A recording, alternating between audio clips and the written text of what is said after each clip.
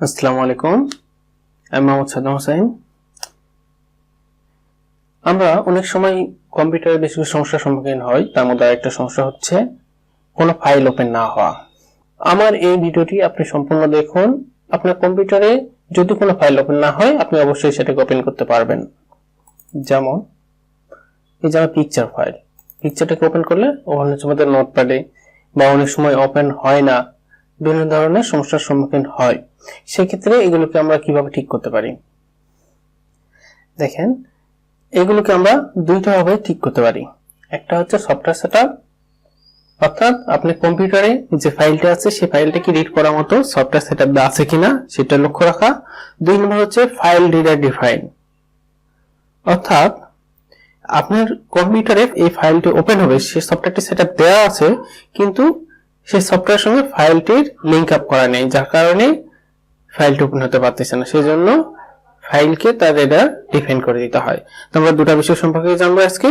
যেহেতু এটা ফাইল, আমাদের প্রত্যেকটা ফাইলের শেষে একটা করে এক্সটেনশন থাকে, যেমন এখানে আছে .jpg, .docs, .mp4 ইত্যাদি ইত্যাদি, যার মাধ্যমে কম্পিউটার এই সকল ফাইলকে চেনে যেটা কোন সফটওয়্যারে ওপেন হবে।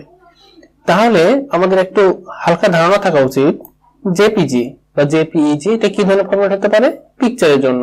সেক্ষেত্রে আমাদের এখান থেকে জেপিজি ওপেন করার জন্য বা জেপিজি রিডারের জন্য যে সফটওয়্যার আমাদের সেটাকে নির্ধারণ করে দিতে হবে। জেপিজি কে ওপেন করতে পারে কি ফটো। ওকে, আমরা রাইট বাটন ক্লিক করি, প্রপার্টিসে যাই, এখান থেকে ওপেন উইথ আমরা ক্লিক করে দেব, চেঞ্জ করে দিয়ে দেব কি ফটো। এবারে আমরা ফটোতে ক্লিক করে দিলাম, অ্যাপ্লাই করে দিব, ওকে করে দেব। এখন যদি আমরা ওপেন করি, এটা ওপেন হবে, যে ওপেন হচ্ছে। ফাইলের লাস্টে যে এক্সটেনশন থাকে, সময় রিনাম করতে গিয়ে ভুল করে অন্য একটা এক্সটেনশন এখানে চলে আসে, যার কারণে হয় কি ফাইলটাকে আর ওপেন করতে পারি না। এটাও লক্ষ্য রাখার বিষয়।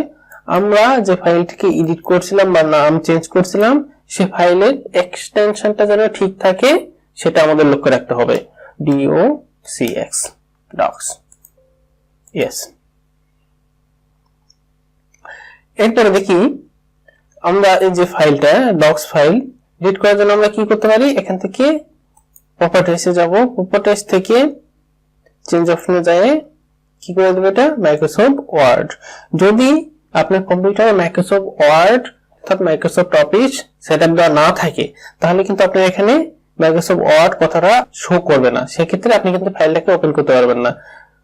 যদি সেটআপ দেওয়া থাকে এখানে শো করবে, অনেক সময় শো করে না। শো না করলে কি করতে হয় আমি আপনাদের সেটাও দেখাই দেবো, আপনারা এইটুকু দেখেন আগে। ওকে করে দিলাম, অ্যাপ্লাই করে দিলাম, ওকে করে দিলাম। এরপরে আমরা ফাইলটাকে ওপেন করতেছি, দেখেন আমাদের ফাইলটা ওয়ার্ড ফাইলে ওপেন হচ্ছে। এখন হবে ভিডিওকে ওপেন করতে গেলে কি দরকার আমাদের প্লেয়ার। যদি কম্পিউটারে কোনো প্লেয়ার না থাকে তাহলে কিন্তু ভিডিও যে কম্পিউটার ডিফল্ট প্লেয়ার সেটাতে প্লে হয়। যদি সেই কম্পিউটার সাপোর্ট না করে তাহলে আপনাকে প্লেয়ার সিলেক্ট করে দিতে হয়। এরপরে রাইট বাটন ক্লিক করে প্রপার্টিসে গিয়ে চেঞ্জ করবেন, এখান থেকে প্লেয়ার রিলেটেড সফটওয়্যার আছে সেগুলো সিলেক্ট করে দিবেন।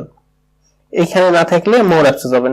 যদি মোর অ্যাপসেও না থাকে সেক্ষেত্রে আপনি এখান থেকে লুকস অ্যানাদার অ্যাপসে ক্লিক করে ফাইল রিডার ডিফাইন করে দিতে হবে।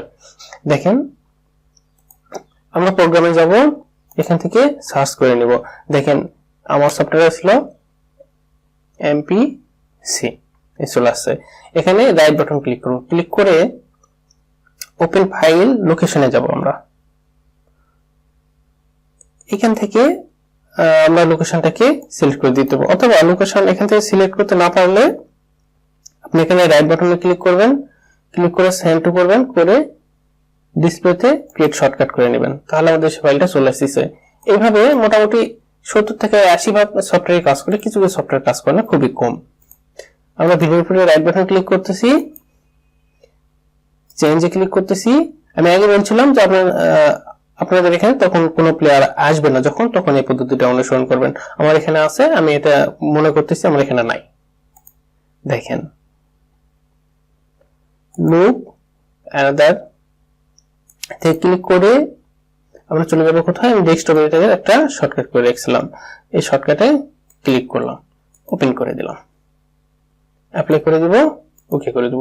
তাহলে এই ফাইল ডিটাটাকে আমরা ডেস্কটপের আইকন থেকে সিলেক্ট করে নিলাম বা ডিফাইন করে দিলাম। এখন এটাকে আমরা ওপেন করলে দেখেন আমাদের ভিডিওটা প্লে হচ্ছে। এইভাবে যে কোনো ফাইল ওপেন হচ্ছে। যদি কোনো ফাইল ওপেন না হয় আপনারা এই কয়টা বিষয় ট্রাই করে দেখতে পারেন, নিশ্চয়ই আপনার ফাইলটি ওপেন হবে।